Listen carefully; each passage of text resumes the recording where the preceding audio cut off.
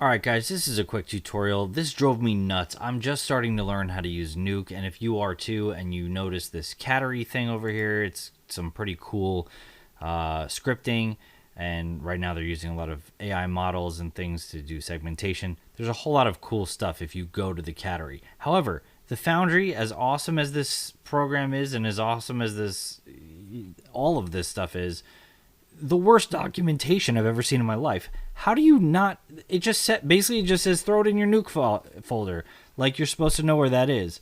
That's how you install this. So at least I'm here to solve this for you. So you go download your files, right? The Cattery files.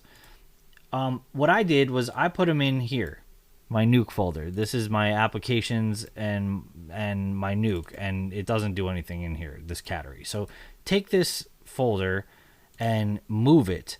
Now you have to go to your base hard drive here, and it's not going to show up because it's a hidden file. So basically what you need to do is you need to press Shift, Command, and period to reveal all the hidden files. And here is a Nuke folder. Look at that. You just paste it in there. I'm actually just going to move it here as I copy and paste. And there it is in the Cattery. And now when I open this thing up, I can hit Update, and there they are. Look at that. It's that easy. And no one says this. I couldn't find this anywhere on the internet. So hopefully that helped you. And you can start using your AI modeling and stuff with depth estimation and segmentation. You go to the Cattery. You can find all this stuff. Look at this. I was searching YouTube for this. I couldn't find it anywhere.